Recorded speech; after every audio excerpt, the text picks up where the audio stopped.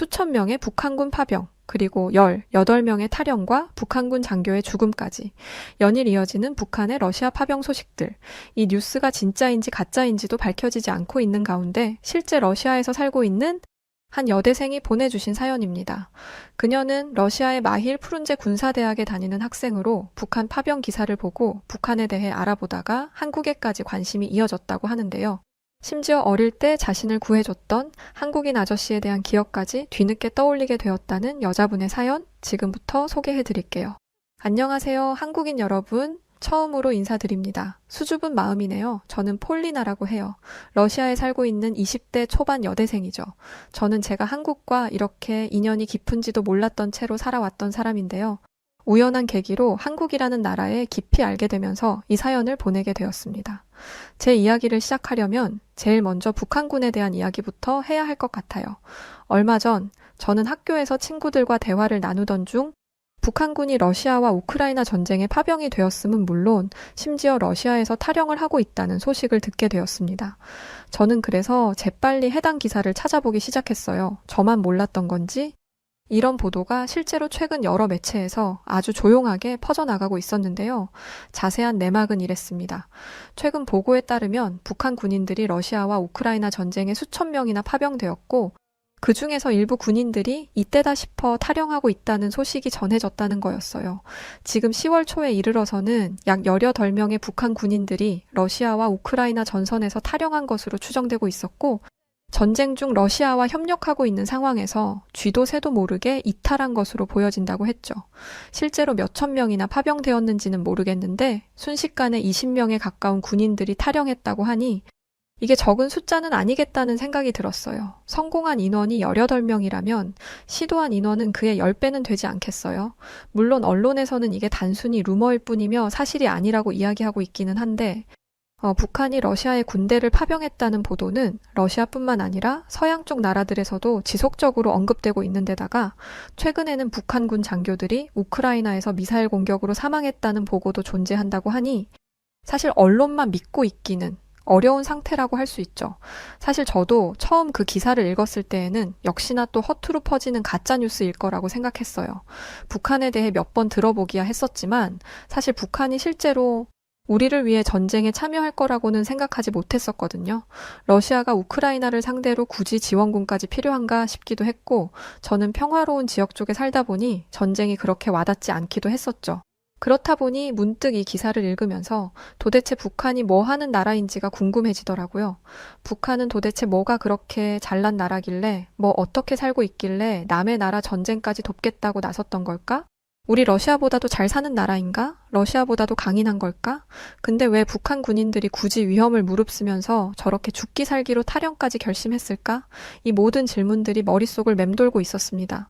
미하일 푸른제 군사학교에 다니는 학생이었지만 이제 20대의 어린 머리를 가졌고 사실 북한에 대해서는 우리 러시아와 긴밀한 국가라는 것과 TV에서 가끔 보면 늘 셀 수 없이 많은 북한 사람들과 군사무기들의 행렬이 다였기에 그 나라의 깊은 내막을 몰랐어요. 원래 평소 군사에 대한 것만 좋아했지 정치 같은 것에 관심이 있는 편은 아니었지만 저는 결국 궁금함을 이기지 못하고 집에 오자마자 북한에 대해 조사하기 시작했어요. 그런데 북한을 조사하기 시작하자마자 온갖 무서운 단어들이 튀어나오기 시작하더군요. 세뇌, 억압, 그리고 처형. 잠깐, 처형이라고? 저는 깜짝 놀라 그 기사를 먼저 읽기 시작했습니다. 최근 북한에서는 약 30명의 학생들을 한국 드라마를 시청했다는 이유 단 하나만으로 사람들이 모두 보는 앞에서 공개적으로 처형하기도 했다더군요. 겨우 한국의 드라마를 봤다는 이유로 말이에요. 학생들은 USB를 통해 남한에서 넘어온 드라마를 몰래 보다가 적발되었고 무려 북한 정부에서 직접 나서서 이 학생들을 처형했다고 합니다. 반동사상 문화 배격법이라고 하는데 법의 이름이 강하다고 해봐야 얼마나 강하다고. 세상에 이렇게 한참 크는 학생들을 고작 그깟 드라마 몇 편 때문에 보란듯이 생명을 빼앗아 버릴 수가 있나요? 그 학생들의 부모와 가족들이 그 장면을 보고 있었을 텐데 말이에요. 그 학생들이 드라마를 보면서 뭐 얼마나 대단한 걸 꿈꿨겠어요? 그래봐야 그냥 신기하고 재미있고 궁금하니까 봤던 것 뿐이겠죠. 지금 제가 이렇게 기사를 찾아보고 있는 것처럼 말이에요. 저는 그 기사를 보면서 생각했어요. 이 학생들은 어른들의 비열한 힘자랑에 어쩌면 희생당한 것과 다름없다라고 말이에요. 그들이 정말 이 학생들의 머릿속에 북한의 체제에 대한 끔찍한 반란의 심지가 있었을 거라고 생각해서 학생들을 벌했을까요? 그 학생들이 그렇게 반란의 생각이 있어봤자 뭘 할 수 있다고요. 나라에 조금도 위협이 될 수 없는 아직 한창인 학생들일 뿐인데요. 그저 이 학생들의 처형을 통해 보란듯이 공포정치를 강화할 생각뿐이었겠죠. 이 얼마나 잔인한 생각인가요? 그들에게 이 사건은 그저 퍼포먼스일 뿐이겠지만 그 학생들에겐 목숨이었는데 말이죠. 고작 20년도 살지 못한 새싹의 어린 인생 말입니다. 저는 이 기사를 읽으면서 북한이라는 나라에 대해 환멸감이 생기기 시작했어요. 더 찾아보지 않아도 대충 어떤 나라인지 알 것 같다는 생각이 들었죠. 역시나 이어지는 내용도 뻔하더군요. 3대 세습 독재 체제, 김일성에서 김정일, 그리고 현재 김정은까지 이어진 이 독재 체제가 그 살찌고 욕심 많은 몸집들을 지탱하고 있다는 것을 알게 되었어요. 그들은 철저하게 권력을 통제하고 국민들을 감시하며 또 억압하며 그 체제를 이어가고 있었습니다. 자료를 읽어 내려가며 저는 북한 주민들이 겪고 있는 어려움에 대해 조금씩 알게 되고 계속해서 더 큰 충격에 빠지기 시작했어요. 특히 외부 세계와 거의 접촉할 수 없다는 점은 정말 상상하기 힘든 일이었습니다. 저희 러시아도 언론 통제가 있긴 하지만 북한처럼 완전히 외부로부터 단절된 사회는 아니거든요. 그곳에서는 사람들의 일상생활, 심지어는 사소한 행동까지도 감시되고 통제되는 사회라는 점에 더 놀랄 수밖에 없었어요.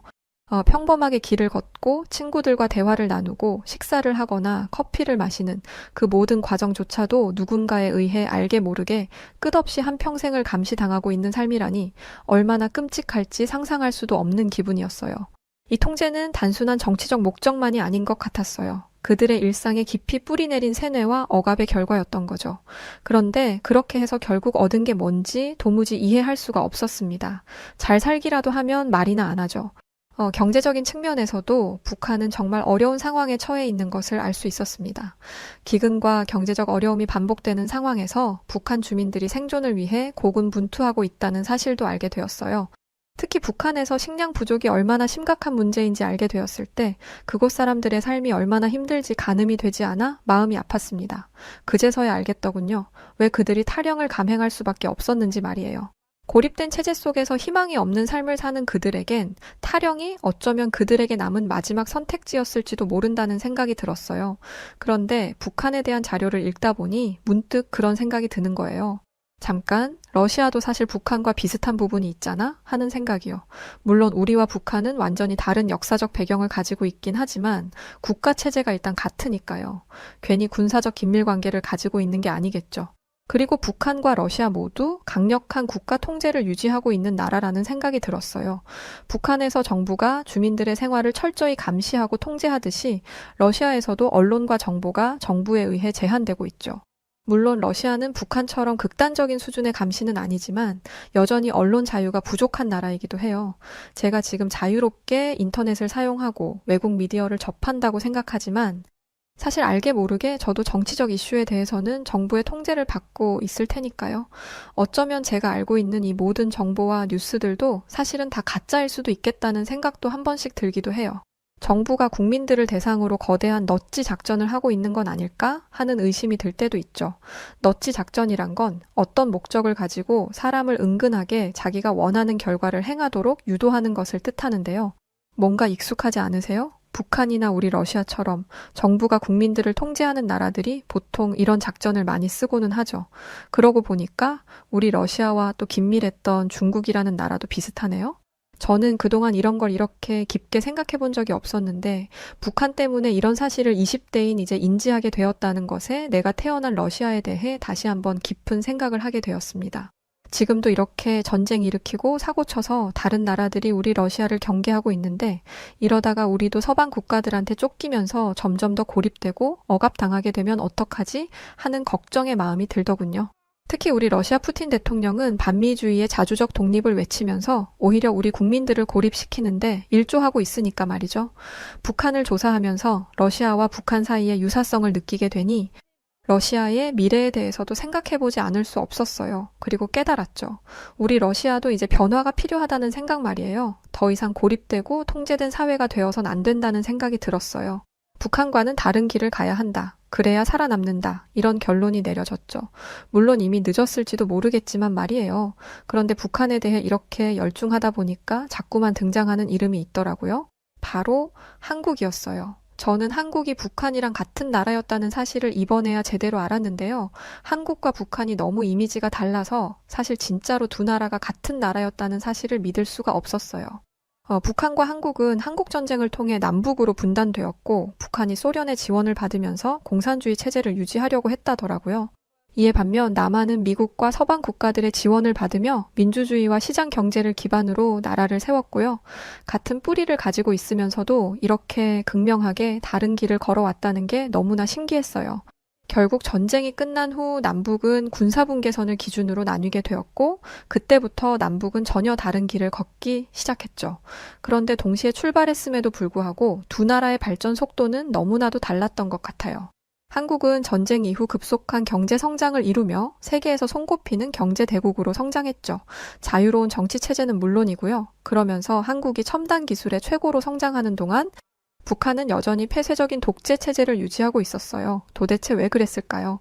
한쪽은 자유와 번영을 선택하고 다른 한쪽은 억압과 고립을 선택했다는 게 믿기지 않았어요. 같은 핏줄인데 어떻게 그렇게 다를 수가 있을까요? 사실 러시아에서 한국에 대한 이미지는 상당히 긍정적이에요. 한국인들은 모두 부유하고 성실한 사람들이라고 생각하죠. 똑똑한 건 물론이고요. 하지만 한국이 우크라이나를 지원하면서 일부 러시아인들이 한국에 대해 경계심을 갖게 된 것도 사실이에요. 그래도 여전히 러시아에서 한국의 이미지가 좋다는 것을 부정할 수는 없죠. 한편 북한에 대한 이미지는 되게 달라요. 저도 지금 조사하면서 알게 된 거지만 제 친구들도 북한에 대해서는 무척 가난하고 열악한 나라라고 알고 있더라고요. 고립된 건 물론이고요. 로켓보이 김정은의 독재 속에 희생당하고 있는 포로들이라는 이미지가 많죠.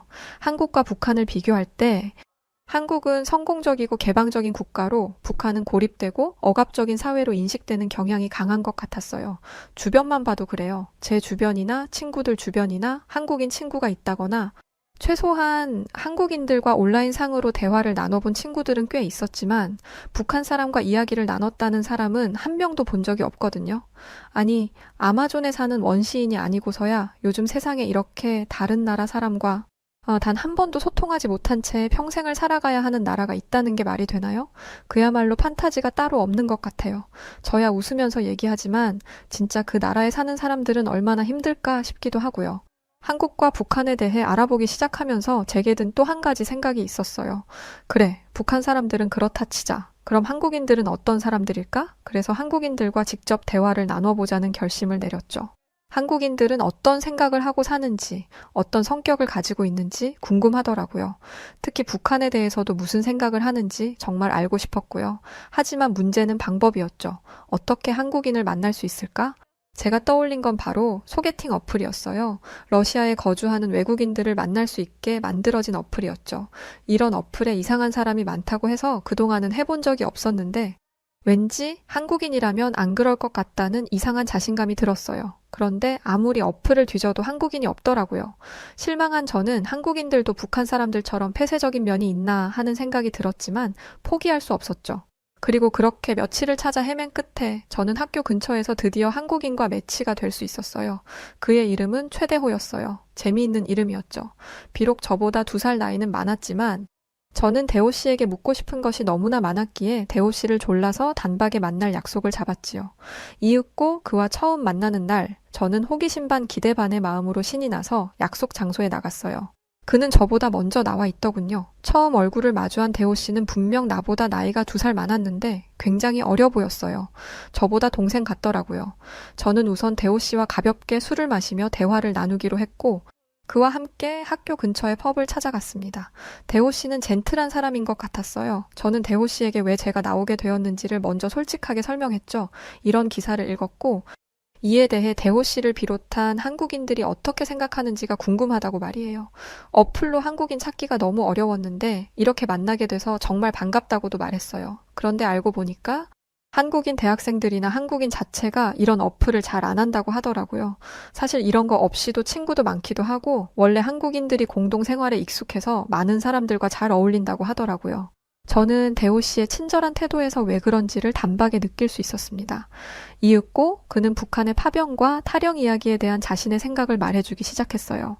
사실 한국인들이 이 문제를 받아들이고 언급하는 것은 상당히 조심스러운 일이라고 하면서 말이죠. 아직도 한국에는 이산 가족들이 남아있고 그들의 상처가 있기 때문에 함부로 말하지 않으려고 한다고요. 사실 북한이라는 나라가 어떻다던가 우리와 전쟁 중인 나라이니 불편하다던가 이런 얘기를 할 줄 알았는데 그는 그런 얘기가 아니라 다른 이야기를 내놓았어요. 북한의 개입이 러시아와 우크라이나의 전쟁을 길게 만들 수 있을 뿐더러 북한과 러시아의 군사 협력이 오히려 북한과 러시아를 국제적으로 고립시킬 수 있어 부정적으로 본다고 말이죠. 그러니까 단순히 북한이 문제가 많아, 북한은 나빠 이런 이야기를 할 줄 알았던 제 얄팍한 생각과 다르게 대호 씨는 국제 시민으로서의 견해를 밝힌다고 할까? 그런 무게감 있는 의견을 내놓고 있었어요. 제 스스로가 부끄러워지는 시점이었죠. 굳이 한국인으로서 우려되는 점이 있다면 북한이 러시아와 협력하면서 핵 개발에 더 박차를 가하거나 한국에 더 크게 도발을 해올 수가 있어서 그 정도가 걱정된다고 말했어요. 저는 그런 그의 말을 들으며 제가 얼마나 유치한 생각을 했는지를 깨달을 수 있었죠. 대호 씨와의 대화는 계속해서 순조롭게 흘러갔어요. 저는 어느새 북한이라던가 탈영이라던가 하는 이야기는 까맣게 잊고 그와의 이야기에 완전히 빠져들고 있었죠. 그는 정말 아는 게 많더라고요. 지혜롭기도 하고요. 한국인들은 책을 많이 읽는다던데 그래서 그런 것 같았어요. 대호 씨에게도 그렇게 말했는데 사실 한국인들이 책을 많이 읽는다는 얘기를 어디서 들었는지는 기억이 나지 않았어요. 이때까지만 해도 말이죠. 아무튼 대호 씨는 제가 던지는 모든 질문에 귀찮아하지 않고 열심히 대답을 해주었고 저는 한국이라는 나라의 매력에 점차 빠져들고 있었습니다. 그런데 그때였어요. 술집이 좀 시끄러워진 것 같다는 생각이 들려는 찰나 술에 취한 남자 한 명이 우리 쪽으로 다가오더라고요. 처음엔 그저 흔한 취객인 줄 알았어요. 그래서 그냥 무시하려고 했죠. 괜히 술 취해서 젊은 여자한테 어떻게 한번 해보려는 그런 놈들이 많잖아요. 그런 건 줄 알았거든요. 그런데 그가 슬그머니 다가오더니 갑자기 다짜고짜 대호 씨에게 말을 거는 게 아니겠어요? 가만 보니 그는 인종차별주의자 혹은 민족주의자 같기도 하더라고요. 아까부터 코리아 코리아 하는데 혹시 내 놈이 한국 놈이냐면서 소리를 지르는 겁니다. 러시아어와 영어를 섞어가며 횡설수설 헛소리를 하기도 하고 무작정 대호 씨의 어깨를 툭툭 치기도 하더군요. 대호 씨는 그런 그를 가만히 보기만 할 뿐 전혀 대응하지 않았고요. 심지어는 여유롭게 남은 술을 마시기도 하더군요. 완전히 그를 무시하고 말이에요. 근데 그럴수록 그 남자는 오히려 약이 올랐는지 대호 씨에게 더 심한 말을 퍼붓기 시작했어요. 저는 바짝 긴장해서는 그를 경계할 수밖에 없었죠. 빡빡 깎은 머리나 그의 문신, 옷차림으로 봐선 보통 사람이 아닌 것 같았거든요. 갱이라던가 깡패 같은 느낌이었어요. 저는 혹시라도 그가 대호 씨를 공격할까봐 잔뜩 신경을 곤두세운 채 그와 대호 씨 사이를 막아섰죠. 사실 러시아 소수민족 중에는 동양인이 많고 흑인과 같은 인종은 거의 없기 때문에 우리 러시아에선 동양인에 대한 인종차별은 자제해야 한다는 인식이 박혀 있고 실제로 사회 분위기상 금기로 여겨지기도 하거든요. 하지만 갱 출신에다가 술까지 잔뜩 취해 단순 시비를 거는 거라면 이야기가 달라지겠죠. 저는 같은 러시아인으로서 부끄러울 행동은 멈췄으면 좋겠다고 하면서 상황을 해결하려 했어요. 그런데 그때였죠. 흥분한 그 남자가 갑자기 저에게 입에 담기도 힘든 모욕적인 욕을 내뱉으며 손을 높이 치켜드는 게 아니겠어요. 너야말로 부끄러운 줄 모르고 동양인을 만나냐면서 말이에요. 저는 깜짝 놀라 몸을 움츠렸죠. 그리고 다음 순간 퍽 하는 소리와 함께 사람들이 놀라는 소리가 들리더군요. 이상한 일이었어요. 제 몸 어디에도 아무런 충격이 없었거든요. 저는 어리둥절하면서 눈을 떴어요. 그런데 눈앞에 놀라운 광경이 벌어져 있더군요. 대호 씨가 순식간에 그를 제압해서 완전히 그를 카운터에 접어서 붙여버리고는 그의 팔을 포박하고 있었어요. 대호 씨는 그에게 조용히 하지 않으면 팔을 부러뜨릴 수도 있다며 이건 정당 방위가 될 거라고 말하더군요. 그러자 그는 발악을 하며 소리쳤어요. 이건 폭행이라고 말이죠. 근데 대호 씨는 오히려 그를 비웃으며 말했어요. 네가 잘 알지? 내가 잘 알지 보자. 난 한국 경찰대학을 졸업한 사람이야. 라고 말이죠. 대호 씨의 말에 그 깡패는 당황했는지 조용해졌고 우리는 경찰이 오고 나서야 그를 경찰에게 넘겨주고 그 펍을 빠져나올 수 있었습니다. 너무 순식간에 벌어진 일이라 저는 그저 어안이 벙벙할 따름이었어요. 제가 당황한 걸 느꼈는지 대호 씨는 저를 데리고 근처의 공원으로 향했죠. 공원 벤치에 앉아 저는 기억을 되짚어 보았어요. 잠깐, 경찰 대학을 다녔다고? 놀라운 사실이었죠.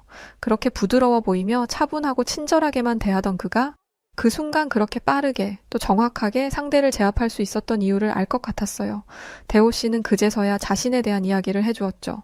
생각해보니 제가 온통 한국이나 북한, 러시아에 대한 것만 물어봤지 정작 대호 씨 자신에 대한 이야기는 묻지 않았더라고요. 민망했죠. 대호 씨는 원래 한국에서 경찰대학교를 다녔었고 졸업 이후 공부하고 싶은 게 더 생겨 경찰이 되기 전 러시아에 왔다고 하더군요. 러시아어도 배우고 새로운 도전을 이어가고 있다고 웃는 그는 조금 전 술집에서의 사람과 완전히 다른 사람 같았어요. 대호 씨는 한국에서 배웠던 경찰대학 훈련에 대해 이야기해주면서 한편으로는 자기가 경찰대 출신이 아니었어도 그런 상황이었다면 아마 나섰을 거라고 말하더라고요. 한국인들은 원래 자기가 당하는 한이 있어도 자기 친구가 당하는 꼴은 절대 못 본다면서 말이에요. 대호 씨는 자기 친구들을 보여주겠다며 인스타그램을 켜서 사진을 보여주었어요. 대호 씨가 한국에 있던 시절에 경찰대를 다니면서 찍은 사진인 것 같았죠. 사진 속 대호 씨와 친구들은 아주 늠름하고 멋지더군요. 그런데 제 눈을 사로잡은 건 따로 있었습니다. 바로 그의 경찰복에 새겨진 태극 문양이었어요. 그 순간 주마등처럼 제 눈앞에 어릴 적 기억 하나가 순식간에 스쳐 지나갔습니다. 아주 선명하게 말이에요. 가난했던 제 어린 시절, 저희 집 옆에는 한 아저씨가 살고 있었어요. 그분은 항상 조용하고 다정한 분이셨죠. 일하느라 바쁘셨던 부모님은 이따금씩 저와 동생을 그 집에 부탁하고 급하게 일을 나가시고는 했었어요. 아이가 없이 부부 두 분이서만 사시던 그 집의 아저씨는 저희 남매를 정말 예뻐해 주셨죠. 저는 그 아저씨의 집에 자주 오가면서 특히 그분의 책 읽는 모습을 참 많이 봤던 것 같아요.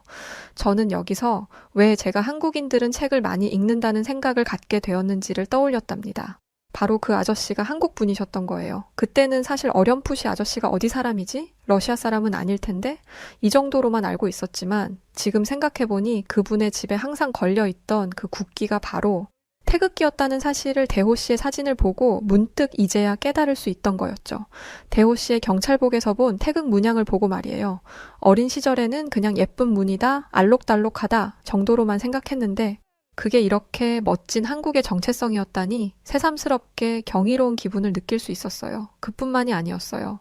사실 아저씨에 관련된 진짜 특별한 기억은 따로 있었죠. 그 날은 참 춥고 배고팠던 날이었어요. 저는 엄마에게서 용돈을 받지 못한 채 집에서 멀지 않은 슈퍼를 지나가고 있었습니다. 슈퍼 안에서 과자 냄새가 나는 것 같아 발길이 멈추고 말았죠. 쿠키였던가? 그랬던 것 같아요. 그저 배고픈 어린아이였던 저는 그때 참 어리석게도 과자를 몰래 훔치기로 결심하고 말았어요. 그리고 아무도 보지 않을 거라고 생각했던 순간 손이 과자에 닿았고 저는 급히 밖으로 도망치려 했습니다. 하지만 어림없었죠. 잽싸봐야 저는 작은 꼬마였을 뿐이니까요. 슈퍼 주인은 금방 제 도둑질을 눈치챘고 저는 제대로 도망도 못 쳐본 채 그 자리에서 현행범으로 붙잡히고 말았어요. 그때 그 주인 아저씨의 화난 목소리가 아직도 생생하네요. 너무 무서웠거든요. 주인 아저씨는 제가 훔친 쿠키를 다시 뺏어들며 크게 화를 내고 저를 꾸짖었어요. 작은 가게를 운영하던 그 주인에게는 그 과자 하나조차도 소중했던 걸까요? 어린아이인 저를 훈육하려고 했던 것일 수도 있고요. 하지만 아무것도 모르겠고 그저 겁에 질려 몸을 움츠려 있던 저는 그 자리에 서서 아무 말도 할 수가 없었어요. 머릿속은 하얗게 변했고 어떻게든 그 순간을 모면하고 싶은 마음뿐이었죠. 눈물만 흘렸던 것 같아요. 그런데 바로 그때 그 한국인 아저씨가 등장했어요. 길을 지나던 중이었던 그는 울고 있는 저를 보고 조용히 다가와서는 슈퍼 주인에게 차분한 목소리로 이야기를 건넸죠. 아이가 그저 배가 고파서 그랬나 봐요. 제가 아이에게 쿠키를 사주기로 했는데 깜빡하고 용돈을 못 주었네요. 잊어버린 제 잘못이니 아이를 그만 용서해 주세요. 쿠키 값은 얼마든지 드리겠습니다. 아저씨는 다정한 목소리로 저를 변호해 주었고 주인은 아저씨의 돈을 받고서야 저를 놓아주었습니다. 저는 아저씨에게 고마움과 부끄러움이 뒤섞인 감정을 느꼈어요. 아저씨의 도움 덕분에 저는 그 상황에서 벗어날 수 있었지만 이 상황이 잘못된 상황이었다는 건 알고 있었거든요. 엄마한테 혼도 날 것 같았고요. 그래서 분명 감사의 인사를 전해야만 했지만 그만 너무 창피한 나머지 아저씨의 얼굴조차 보지 못한 채 그 자리에서 도망치고 말았답니다. 그날 이후로 저는 한동안 아저씨를 보지 않으려고 아저씨네 가지 않겠다고 떼를 썼어요. 아저씨는 제 마음을 아셨는지 부모님께도 말하지 않고 그 뒤로도 그 일을 비밀로 간직해 주셨죠. 지금까지도 그 기억은 제 마음 한편에 항상 남아 있었습니다. 미안함과 고마움이 뒤엉켜 떠오를 때마다 그때 제대로 감사 인사도 전하지 못한 게 계속 아쉬움으로 남아 있었죠. 자라면서 저희는 부모님의 일 때문에 급하게 이사를 했거든요. 그리고 지금 대호 씨의 이야기를 들으며 저는 그때 아저씨가 한국인이었다는 사실을 깨닫고 한국과 제가 생각보다 깊은 인연이 있었다는 사실을 이제서야 깨달았어요. 그 태극기가 단순한 무늬가 아니었고 아저씨가 저를 도와줬던 그 날이 훨씬 더 깊은 의미를 가졌다는 것도 말이죠. 이 모든 기억들이 떠오르고 그동안 잊고 살았던 과거가 떠오르자 저는 여러 가지 생각에 잠겼습니다. 어릴 적 도움을 주셨던 그 한국인 아저씨와 오늘 제가 만난 대호 씨. 두 사람은 서로 다른 시대의 사람이지만 그들이 가진 친절함과 강인함이랄까요? 그런 것들은 어딘가 깊이 닮아 있다고 느껴졌습니다. 그 이후 저는 한국이라는 나라가 괜히 친근하게 느껴지고 좋아지기 시작했었어요. 그런데 이것도 운명일까요? 어느 날 평소와 다르지 않게 학교에 갔는데 교수님이 강의 시작 전에 영상을 하나 보여주는 거였어요. 지금 보여주는 영상은 시간이 좀 지난 것이긴 하지만 우리들이 보면 좋을 것 같아서 교수님이 준비해 오셨다고 하셨죠. 바로 한국이 얼마 전 국군의 날이었다더라고요. 교수님은 한국은 미국과 우리 러시아로부터 기술을 전수받았고 기술을 전수받지 못했을 때는 우리들의 무기를 가져다가 몇 번이고 분해하며 기술을 발전시켜 나갔다고 했어요. 그러나 지금의 한국은 넓은 중국이라는 국토를 모두 커버할 수 있을 만큼의 무기를 만들어냈으며 그 위력은 상상을 초월하는 수준이라고 말씀하시더라고요. 한국과 북한, 지금은 북한 군대는 탈영 이슈로 시끄러운데 전쟁 이후 갈라진 이 두 국가가 같은 출발선에서 시작했음에도 한국은 성장으로 복수를 꿈꾸었고 북한은 전쟁으로 복수를 꿈꿨던 너무나 다른 모습이었고 지금 이 시대 한국이 올바른 결정을 했다는 것을 알 수 있었죠. 그럼 성장으로 복수를 꿈꾼 한국의 군대는 형편없었냐? 그것도 아니었어요. 영상에서 본 한국의 군사력은 어마어마했거든요. K9A1의 위압감, 155mm 주포의 모습은 압도적이었죠. KF-21이라는 5세대에 가까운 스텔스 전투기, 현무-2C라는 무려 사거리 800km의 탄도미사일, 천궁투 중거리 지대공 미사일, 그리고 이번에 전 세계를 상대로 처음 공개한다고 했던 현무5라는 거대한 빌딩 같은 벙커버스터라는 엄청난 무기까지. 특히나 현무의 존재감은 소름이 돋을 정도였죠. 가난에 찌들어 사는 북한이 과연 이런 엄청난 한국을 이길 수 있을까요? 절대 불가능할 거예요. 아니 북한이 아닌 전 세계 어느 국가가 되더라도 쉽게 한국을 이길 수 있다, 호언장담하며 말할 수 있는 국가는 없을 거라고 생각이 들었습니다. 저는 이런 한국인 남자 대호 씨와의 관계도 계속 가지고 있어요. 처음엔 한국에 대한 호기심에서 시작된 만남이었지만 이제는 진정한 친구가 된 것 같았죠. 우리는 계속해서 서로의 문화와 생각을 나누고 있어요. 이 과정을 통해 우리는 함께 성장해 나갈 수 있겠죠. 그는 저에게 더 많은 한국의 이야기를 들려주었고 저 역시 러시아에 대해 그에게 많은 것을 공유하고 있답니다. 요즘 저는 한국어 공부도 시작했어요. 언어를 배운다는 게 쉽지 않다는 걸 느끼지만 그만큼 한국인들과 더 깊이 소통할 수 있는 날이 오기를 기대하고 있거든요. 나중에 기회가 된다면 저는 꼭 한국에 직접 가보고 싶어요. 그곳에서 더 많은 한국 사람들과 만나 이야기를 나누고 한국의 삶을 직접 체험해보고 싶거든요. 대호 씨를 통해 시작된 이 인연이 언젠가는 저를 한국으로 이끌 날이 올 거라는 생각이 들며 그날을 고대하고 있습니다. 한국이라는 나라가 그저 먼 곳에 있는 신비로운 나라가 아니라 가깝게 느껴지는 곳이 되었어요. 사람은 모두 다른 배경과 이야기를 가지고 있지만 그 안에 있는 인간적인 따뜻함과 공감이라는 것은 모두에게 똑같은 것이니까요. 앞으로도 저는 새로운 만남과 경험을 통해 더 많은 것들을 배우고 저 자신도 더 나은 사람으로 성장해 나가고 싶습니다. 한국과의 이 소중한 인연을 계속 이어나가면서 말이에요. 제 이야기를 들어주셔서 감사합니다. 여기 한국의 병원 한복판에서 병원 직원과 실랑이 중인 외국인 여성이 있습니다. 직원이 건네준 병원비 내역서를 펄럭이며 화를 내고 있는 그녀. 한 손에는 병원비 내역서를, 다른 한 손에는 어린아이의 손을 잡고 있는 그녀에게 대체 무슨 일이 벌어진 걸까요?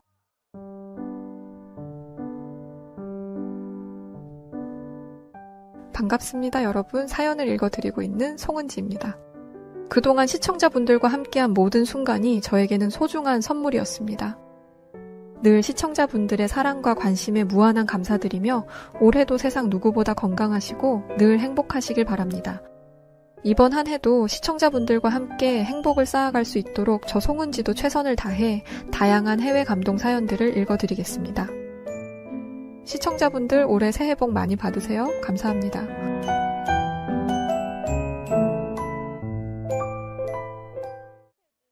안녕하세요. 저는 프랑스 동남부 해안가 주변에 위치한 모나코라는 공국에서 온 카밀라라고 합니다. 저는 프랑스에서 태어나 프랑스에서 자란 뼛속부터 프랑스인인데요.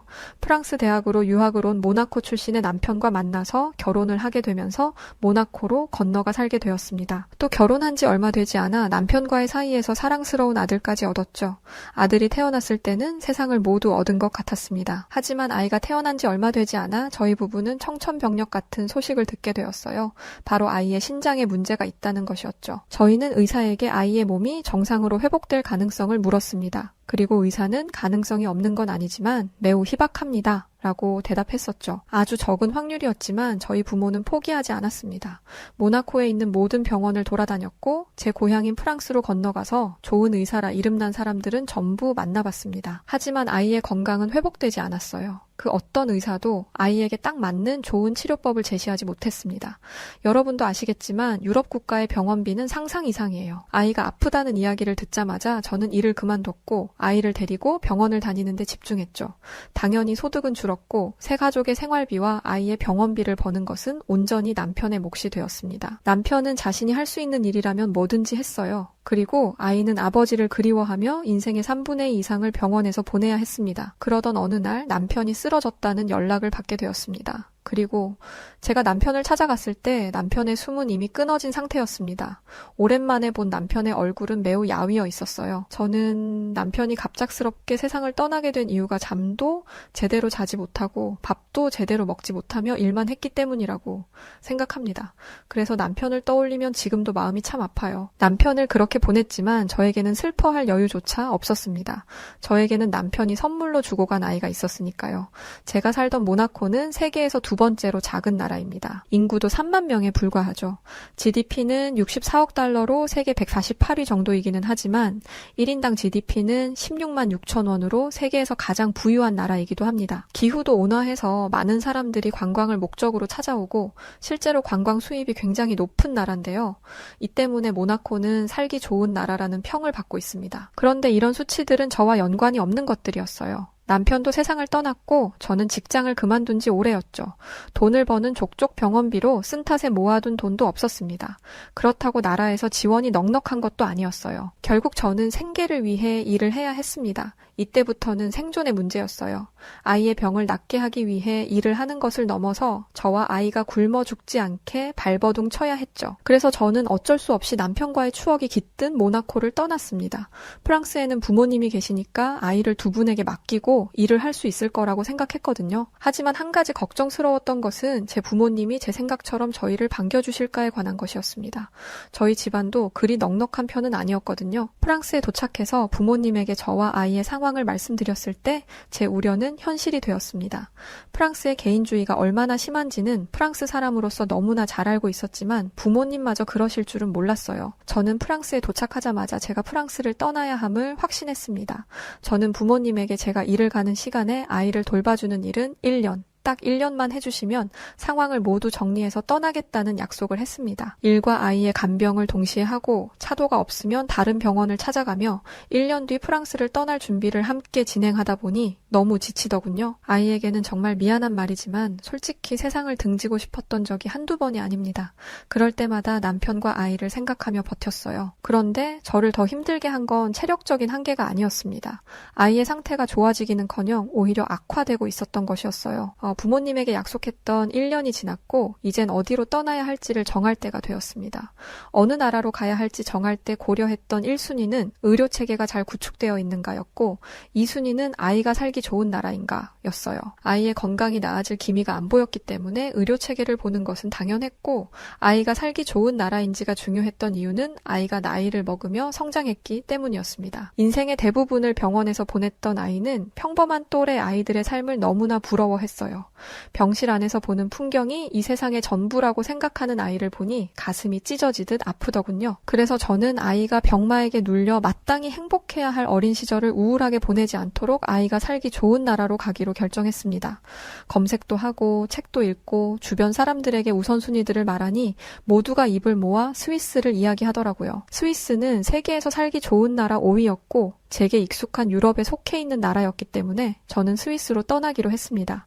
아이가 태어나고 어린 시절을 보냈던 모나코는 앞서 말했듯 세계에서 두 번째로 작고 인구도 3만 명에 불과했지만 그런데 스위스는 달랐어요. 인구는 885만 명이 넘었죠. 모나코의 295배 규모였습니다. 또 자연경관이 얼마나 웅장한지 저와 아이는 스위스의 풍경을 보며 입을 다물지 못했습니다. 비행기에서 바라본 스위스의 풍경을 본 아이의 표정에는 경이로움이 묻어나 있었고 저는 아이와 함께 스위스에 오기로 결정한 것이 제 인생의 가장 훌륭한 결정이라고 생각했죠. 하지만 이 마음은 얼마 가지 못했습니다. 스위스 병원에 진료비 내역서가 나왔거든요. 저는 진료비 내역서를 보고 눈만 껌뻑껌뻑 감았다 떴습니다. 제 눈으로 보는 숫자가 너무나 비현실적으로 느껴졌거든요. 아이가 병원에서 특별히 대단한 치료를 받은 것도 아니었습니다. 스위스의 환경이 너무 좋아서인지 스위스에 도착하고 나서 아이의 상태가 조금씩 호전되었기 때문에 도착하자마자 검사를 받고 검사를 위해 며칠간의 입원을 한 게 다였어요. 퇴원을 해도 좋다는 의사의 말에 잠깐 집으로 돌아왔다가 정기 검진을 위해 똑같이 잠깐의 입원, 검사를 한 게 다였습니다. 스위스의 병원의 병원비는 같은 처치를 했던 프랑스와 비교해서 10배가량 높았어요. 물론 프랑스에 비해 의료체계가 훨씬 잘 짜여 있었고 의사들의 실력 또한 월등히 좋았던 게 사실입니다. 하지만 아무리 그래도 이 정도 처치에 이런 금액이 나온다는 건 납득이 되지 않았습니다. 오랫동안 아이와 함께 병원을 다니면서 저도 어느 정도 병원비에 대한 감각이 생겼거든요. 부끄럽지만 저는 그제야 스위스의 살벌한 물가를 체감하게 되었습니다. 집 렌트비, 차 렌트비, 식비, 그 외 생필품의 가격 등 스위스는 외국인이 살 수 있는 환경이 아니었어요. 저는 프랑스처럼 1년이라는 시간 동안 스위스에서 살 수 있을 거란 생각을 제 머릿속에서 지워버렸습니다. 하지만 한동안 머물기로 생각하고 준비했던 곳에서 어떻게 한순간에 벗어날 수 있겠어요.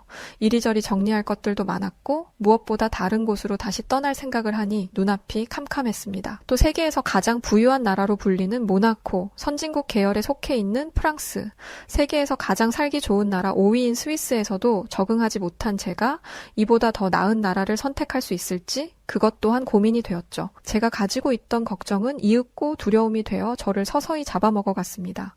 우울증에 시달리며 스위스를 떠날 준비를 하고 있는데 제 가슴을 더욱 아프게 하는 건 다른 곳으로 또 떠나야 한다는 현실이 아니었어요. 그토록 좋아했던 나라를 떠나야 한다는데도 싫다는 소리 한 번 못하는 아이의 모습이었죠. 저는 아이를 위해서라도 정착할 나라를 찾아야겠다 마음먹었습니다. 스위스의 살벌한 병원비를 대기에는 제 능력이 너무나 부족했어요. 그래서 아이는 제대로 된 치료를 받지 못했습니다. 그나마 지금 현 상태를 유지하는 것에 만족해야 했죠. 이 문제로 간호사와 상의를 하고 있는데 간호사가 제게 이런 말을 하더라고요. 지금 아이의 상태를 보면 정착하는 게 문제가 아니라 치료가 우선인 것 같아요. 치료에 전념해서 아이의 상태가 나아지면 이후에 정착할 곳을 찾는 게 어떨까요? 저는 간호사의 이야기를 듣고 추천해줄 나라가 있는지 물었습니다. 간호사는 주저하며 한 나라의 이름을 말했어요. 저는 고개를 갸우뚱했습니다. 이름을 들어는 봤지만 어떤 나라인지 배경 지식이 전혀 없는 곳이었거든요. 지금 어느 나라를 말씀하신 거죠? 간호사는 조심스럽게 입을 열었습니다. 한국이요. 저는 간호사에게 왜 그 나라를 추천하는지 물었습니다. 메디컬 코리아라는 말이 있어요. 의료 쪽으로는 최고 수준을 가지고 있는 나라죠. 저는 의아해하며 말했습니다. 스위스도 유럽에서는 의료 쪽으로 손꼽히는 나라고 세계 최고 수준의 의료 서비스는 미국 아닌가요? 제 물음에 간호사는 자신은 추천을 해줄 뿐 결정은 제 몫이라며 자리를 떠났습니다. 그래도 제 말을 한번 믿어보세요. 모두가 입을 모아 최고라고 말하는 데는 이유가 있으니까요. 저는 곧장 돌아가서 한국이라는 나라에 대해 알아보기 시작했습니다. 한국에 대해 알아볼수록 제 안에는 분노가 생겼어요. 그 간호사는 대체 무슨 생각으로 저에게 이런 나라를 소개해준 건가 화가 났죠. 한국은 전쟁 중인 나라였습니다. 게다가 세계에서 살기 좋은 나라 23위밖에 안 됐죠. 살기 좋은 나라 5위인 스위스도 떠나는 마당에 23위라니 못해도 10위권 안은 소개해줘야 하는 거 아닌가라는 생각이 들었습니다. 그리고 전쟁 중인 나라가 어떻게 의료 수준이 높겠어요. 또 전쟁 중인 나라에 투자할 미친 사람들이 있을 리 없으니 한국의 경제 상황도 물 보듯 뻔했습니다. 2차 세계대전 후에 한국 전쟁이라는 것이 있었는데 그것을 마친 지도 얼마 안 됐더라고요. 한 나라가 전쟁을 복구하는데 얼마나 오랜 시간이 걸리는지 교육을 통해 배웠던 터라 한국에 대한 이미지는 최악이었습니다. 당연히 한국은 제 머릿속에서 지워졌고 저는 그 어느 나라도 결정하지 못한 채 발만 동동거리며 시간만 보냈어요. 그러던 중 아주 우연히 한국에서 온 유학생을 만났습니다. 만났습니다. 굉장히 깔끔했고 젠틀했으며 게다가 유식했죠. 제 기준 아시아 선진국은 일본이었기 때문에 저는 그 사람이 당연히 일본인일 거라고 생각했습니다. 그런데 놀랍게도 그 사람은 한국인이었어요. 저는 제가 한국에 대해 많은 걸 오해하고 있다는 걸 알았고 한국행을 결정했습니다. 물론 비행기 속에서도 불안한 마음이 한가득이었어요. 직접 본 게 아니었으니까요. 그 사람이 상위 1%인 사람이라 보통의 사람들이 사는 생활 방식을 모를 수도 있을 거라 생각했죠. 프랑스는 빈부격차가 정말 큰 사회 문제거든요. 지푸라기라도 잡은 심정으로 한국행 비행기를 타기는 했지만 너무나 불안했습니다. 그런데 비행기에서 내린 후 공항을 빠져나왔을 때 저는 제가 비행기를 잘못 내린 줄 알았어요. 한국의 공항은 너무나 깨끗했고 쾌적했습니다. 향기까지 나는 것 같더라고요. 유럽에 있는 공항을 가면 사람에게서 나는 특유의 채취 때문에 힘든 경우가 종종 있었는데 한국은 달랐습니다. 급하게 잡은 숙소를 가면서 보이는 건물들은 너무나 세련됐고 도로는 깨끗하게 정비되어 있었으며 길가에서는 노숙자와 약을 한 사람들을 찾아볼 수가 없었습니다.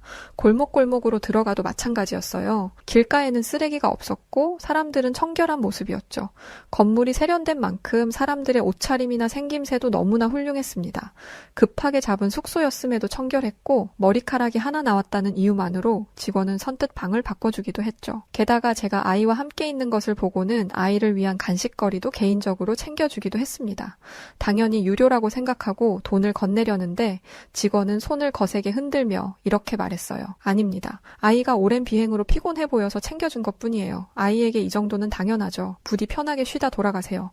5성급 호텔도 아니고 길가에 널려있는 숙소에서 이런 대접을 받다니 한국에서의 첫날은 지금까지 거쳐온 어떤 나라와 비교해도 훌륭했습니다. 그런데 한 가지 문제가 생겼습니다. 새벽부터 열이 나기 시작하더니 다음 날에는 몸을 일으키기 힘들 정도의 심각한 독감이 찾아온 것이었어요. 저는 힘겹게 숙소 직원에게 연락을 했습니다. 그런데 연락을 받은 사람은 어제의 친절한 직원이 아니었어요. 저는 그 사람이 저를 도와주지 않을 거라고 생각했습니다. 그런데 정말 놀랍게도 그 사람마저 너무나 친절했습니다. 제 상태를 자세히 묻고는 가장 가까운 병원의 주소를 찾아주었죠. 심지어 제가 병원에 다녀오는 동안 아이를 돌봐주겠다는 얘기까지 했습니다. 그건 아닌 듯해서 아이를 데려가려고 하는데 움직이기 힘든 저를 위해 아이의 외출 준비까지 도와주었죠. 저를 낳아준 프랑스 부모님도 제 아이를 돌보는 걸 꺼려 했는데 생전 처음 본 사람이 저와 아이를 살뜰히 챙겨주는 것을 보며 한국에 대한 좋은 기억이 또 하나 생겼습니다. 저는 직원이 잡아준 택시를 타고 병원으로 향했습니다. 그곳에서 저는 입을 떡 벌린 채 굳어버릴 수밖에 없었어요. 가장 가까운 병원이었고 도심 한가운데 있는 곳도 아니었는데 병원이 너무나 청결했던 것이죠. 내부 인테리어는 잡지에서나 나올 것처럼 훌륭했습니다. 하지만 한편으로는 걱정도 됐어요. 이렇게 대단한 병원이라면 병원비도 많이 나올 것 같았거든요. 아이 병원비도 벅찬데 저에게까지 그렇게 큰 비용을 쓰는 게 아까웠습니다. 의사와의 면담을 마치고 저는 처방에 따라 주사를 맞았어요. 주사를 맞는데 심장이 떨리더라고요. 병원비가 대체 얼마나 나올지 감도 안 잡혔습니다. 저는 떨리는 마음으로 수납창구에 갔고 직원이 얘기하는 금액을 재차 확인했습니다. 얼마라고요? 4만 원입니다. 저는 믿지 못하겠다는 표정을 하며 얘기했어요. 다시 얘기해주세요. 제가 잘못 이해했나 봐요. 4만 원이요. 얼마라고요? 4만 원이요. 직원은 또박또박 이야기하는 걸로도 모자라 종이에 친절히 글자를 적어주었습니다. 직원은 제가 건넨 카드로 결제를 했고 정말 4만 원이 청구되었어요. 저는 제가 맞은 주사가 잘못된 것이 아닐까라는 의심까지 했습니다. 그런데 주사를 맞고 병원을 나선 즉시 몸의 상태가 호전되었고 병원에서 처방해준 약을 며칠 먹으니 완전히 나았습니다. 저는 믿을 수 없었어요. 제가 거쳤던 새 나라에서는 의사와 눈만 마주쳐도 50달러가 나갑니다. 한국 돈으로 거의 7만 원 수준이죠. 거기에 주사까지 맞았다면 15만 200달러는 순식간인데 이것도 한국 돈으론 1억 9천 가까이 되는 돈이에요. 또 의사를 만나는 것 자체가 어렵습니다. 아침 일찍 가도 몇 시간이나 대기해야 하고 운이 안 좋으면 그날의 진료를 못 받는 경우도 있어요. 그래서 아프면 약을 먹는 것도 아니고 차를 마시는 것으로 만족하는 사람들도 있습니다. 하지만 그럼에도 불구하고 아이의 병원비는 다를 거라 생각했어요.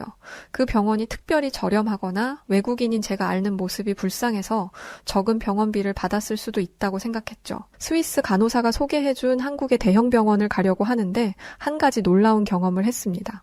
지하철을 타고 내리면 병원의 셔틀버스가 무료로 저희를 병원 코앞까지 데려다 준다는 것이었죠. 지하철은 또 얼마나 깨끗한지 담배 피우는 사람도 없고 구걸하는 사람도 없었습니다. 어린아이를 데리고 지하철 타는 건 꿈 같은 일이라고 생각했는데 한국은 달랐습니다. 또 스크린도어라는 것이 있던데 너무 안전해 보이더라고요. 긴장하지 않고 지하철을 탄 건 한국이 처음이었습니다. 게다가 길을 찾는 것도 쉬워서 출구에도 쉽게 도착할 수 있었어요. 병원 셔틀버스의 표지판도 커다랗게 표시되어 있었죠. 또 한 가지 놀라운 건 사람들이 질서정연하게 줄을 서고 있었다는 것입니다.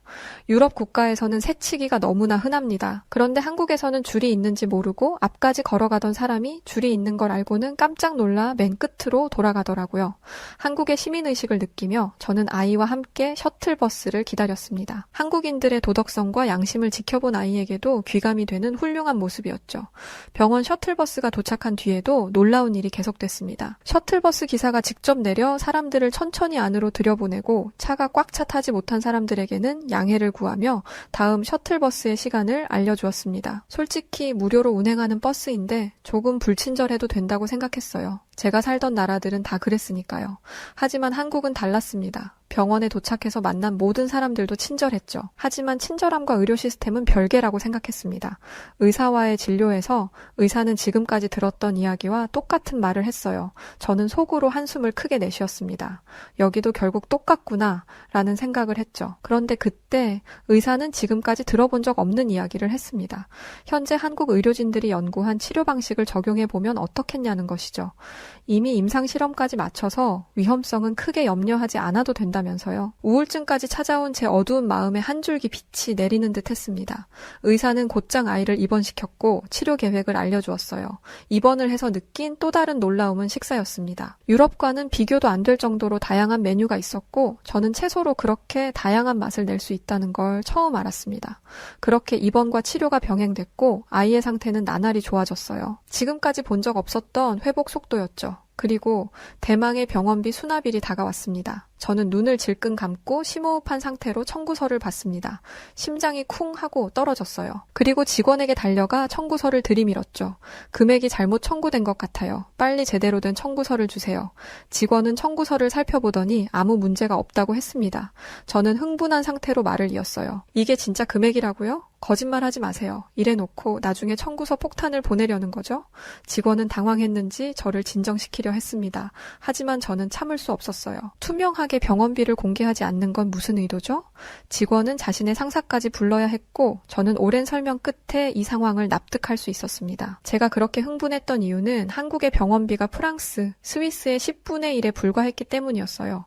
여러분이라면 믿을 수 있나요? 지금까지 호전된 적 없던 건강이 나날이 좋아지고 있는데 별 성과를 내지 못했던 병원들보다 병원비가 10분의 1이나 저렴하다는 것을요. 저는 스위스 간호사가 말했던 한국의 의료가 이 정도 수준이라는 것에 감탄했습니다. 그리고 그제야 한국이 전쟁 중인 국가였으며 제가 무시했던 나라였다는 걸 기억해냈어요. 직접 한국의 놀라운 생활 수준을 본 뒤에는 아예 잊고 살았거든요. 그렇게 시간이 흘렀고 저는 의사에게 아이의 질병이 완치되었다는 진단을 받았습니다. 애당초 치료될 확률이 매우 낮다던 프랑스, 스위스의 의사들과 달리 한국의 의사들은 치료 확률을 매우 높게 잡고 있었거든요. 아이는 주기적으로 검사를 받고 있지만 한 번도 병이 재발된 적이 없습니다. 저는 한 번도 고려해본 적 없던 나라인 한국에 정착하게 되었어요. 아이에게 더 나은 환경을 만들어주겠다는 다짐도 한국에서 실현할 수 있게 되었죠. 아이들이 부모의 도움 없이 스스로 학교에 걸어갈 수 있는 나라는 이 세상에 없을 것입니다. 그 정도로 한국의 치안은 안전했고 볼거리, 즐길거리뿐만 아니라 세계적으로 선진적인 IT 기술 등을 갖추고 있었기에 이 나라를 떠나는 건 손해라고 생각했어요. 지금의 저는 아이와 함께 한국으로 이민을 오기로 결정한 상황입니다. 아이의 목숨을 살려주고 동시에 제 삶도 구원해준 대한민국의 국민으로 살고 싶어졌거든요.